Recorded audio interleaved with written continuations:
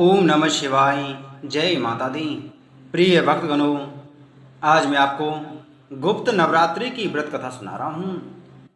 गुप्त नवरात्रि यह कोई साधारण नवरात्रि नहीं है। यह वह काल है जब माँ दुर्गा की गुप्त आराधना से साधक सिद्धियाँ प्राप्त करते हैं। जब तंत्र मंत्र और तपस्या का समय होता है। गुप्त नवरात्रि वर्ष में 2 बार आती हैं। एक आती है माघ मास में और दूसरी आती है आषाढ़ माह में। ये शुक्ल पक्ष की प्रतिपदा तिथि से नवमी तक मनाई जाती हैं, जहाँ शारदीय और चैत्र नवरात्रि को लोक पूजन का महोत्सव माना जाता है। वहीं गुप्त नवरात्रि को तांत्रिकों और साधकों की साधना का विशेष काल माना गया है। यह 9 रातों उन भक्तों के लिए होती हैं जो माँ दुर्गा के नव रूपों की साधना से भौतिक सुख, रोग मुक्ति, शत्रु विनाश, दरिद्रता नाश और आत्म कल्याण की प्राप्ति करते हैं। गुप्त नवरात्रि में की गई साधना 10 गुना फलदायी मानी जाती है। इन नवरात्रियों में माँ दुर्गा के 10 महाविद्या रूपों की पूजा की जाती है। पहली है काली, दूसरी है तारा, तीसरी है शोषणी, चौथी है भुवनेश्वरी, 5वीं है भैरवी, छठी है छिन्नमस्ता, 7वीं है धूमावती, 8वीं है बगलामुखी, 9वीं है मातंगी और 10वीं है कमला। साधक प्रातःकाल स्नान करके माँ का आवाहन करते हैं। गुप्त मंत्रों द्वारा दीप, धूप, नैवेद्य, पुष्प और काले वस्त्र अर्पित किए जाते हैं। प्राचीन काल में कौशल देश में एक महान संत रहते थे जिनका नाम ऋषि भृगु था। वे महान तपस्वी थे, परंतु जीवन में एक पीड़ा थी। संतान नहीं थी। ऋषि और उनकी पत्नी सौम्या देवी ने देवी दुर्गा की घोर उपासना का निर्णय लिया, किंतु ऋषि भृगु कोई सामान्य आराधक नहीं थे। उन्होंने साधारण नवरात्रि के स्थान पर गुप्त नवरात्रि की साधना को चुना। आषाढ़ मास की शुक्ल प्रतिपदा से नवमी तक उन्होंने नवदुर्गा के साथ साथ 10 महाविद्याओं की पूजा की, कठोर व्रत रखे, एक समय फलाहार किया और रात्रि में ऐं लीं क्लीं चामुंडाय विच्चे मंत्र का 1 लाख जप किया। नवरात्रि की रात्रि को माँ काली स्वयं प्रकट हुई। उन्होंने कहा, ऋषिवर, तुमने गुप्त नवरात्रि में जो भक्ति दिखाई है उससे मैं प्रसन्न हूँ। तुम्हें पुत्र रूप में एक तेजस्वी, तपस्वी और दिव्य आत्मा का वरदान देती हूँ। कुछ माह बाद सौम्या देवी ने एक पुत्र को जन्म दिया। वह बालक आगे चलकर महान तांत्रिक और धर्म रक्षक बना। यह वही समय था जब गुप्त नवरात्रि की महिमा चारों ओर फैल गई। तपस्वियों, साधकों और योगियों ने इसे साधना का सर्वोत्तम काल मान लिया।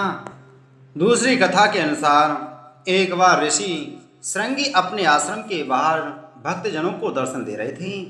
अचानक भक्तों के इकट्ठे हुए भीड़ में से एक स्त्री ऋषि श्रृंगी के सम्मुख आकर प्रणाम कर करबद्ध होकर ऋषि श्रृंगी से बोली, हे ऋषिवर, मेरे पति दुर्व्यसनों से सदा घिरे रहते हैं, जिस कारण मैं कोई पूजा पाठ नहीं कर पाती, धर्म और भक्ति से जुड़े पवित्र कार्यों को कर भी नहीं पाती, यहाँ तक कि ऋषियों और ब्राह्मणों को उनके हिस्से का अन्न भी समर्पित नहीं कर पाती।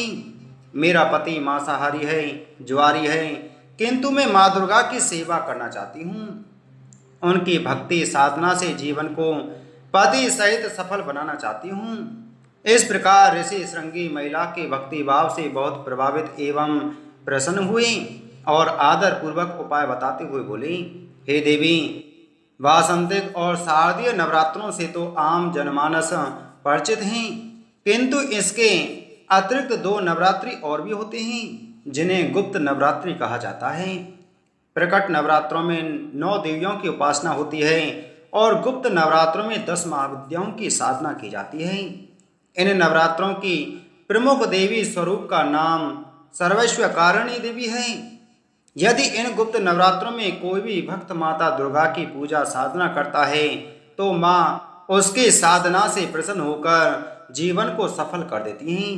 लोभी, कामी, व्यसनी, मांसाहारी अथवा पूजा पाठ न कर सकने वाला भी यदि गुप्त नवरात्रों में माता की पूजा करता है तो उसे जीवन में कुछ और करने की आवश्यकता ही नहीं रहती। उस स्त्री ने ऋषि श्रृंगी के वचनों पर पूर्ण श्रद्धा करते हुए गुप्त नवरात्रि में माँ की उपासना की। माता उसकी उपासना से प्रसन्न हुई और उसके जीवन में परिवर्तन आने लगा। घर में सुख शांति आ गई, पति सन्मार्ग पर आ गया और जीवन माता की कृपा से खिल उठा। यदि कोई भी एक या कई तरह के दुर्व्यसनों से ग्रस्त है और इच्छा है कि माता की कृपा से जीवन में सुख समृद्धि आए, तो गुप्त नवरात्र की साधना अवश्य करें। तंत्र और शाक्त मतावलंबी साधना की दृष्टि से गुप्त नवरात्रि के कालखंड को बहुत सिद्धिदायी मानते हैं। माँ कामाख्या देवी, वैष्णो देवी और पारंबा देवी का अहम पर्व माना जाता है। हिंगलाज देवी की सिद्धि के लिए भी इस समय को महत्वपूर्ण माना जाता है। गुप्त नवरात्र में 10 महाविद्याओं की साधना कर ऋषि विश्वामित्र अद्भुत शक्तियों के स्वामी बन गए और अपनी सिद्धियों के बल पर उन्होंने एक नई सृष्टि की रचना तक कर डाली थी।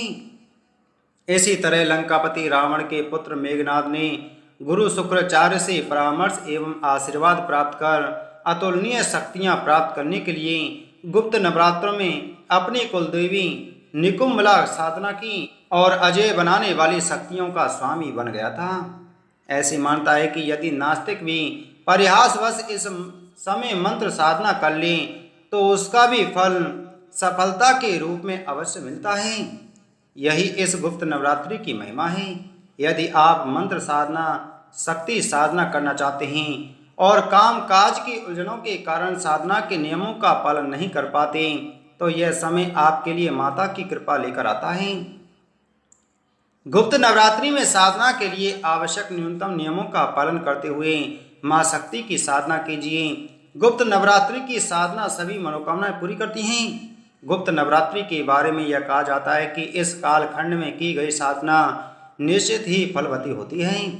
इस समय की जाने वाली साधना की गुप्त बनाए रखना बहुत आवश्यक है।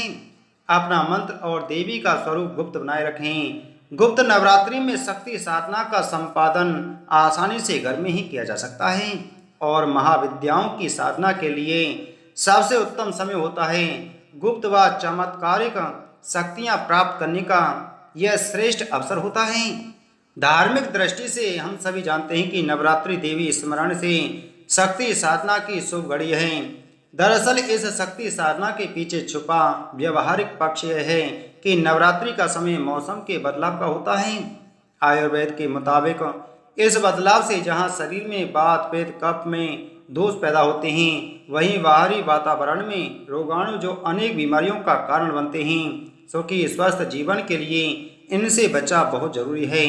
नवरात्र के विशेष काल में देवी उपासना के माध्यम से खान पान, रहन सहन और देव स्मरण में अपनाए गए संयम और अनुशासन तन व मन को शक्ति और ऊर्जा देते हैं, जिससे इंसान निरोगी होकर लंबी आयु और सुख प्राप्त करता है। बोलो दुर्गा माता की जय।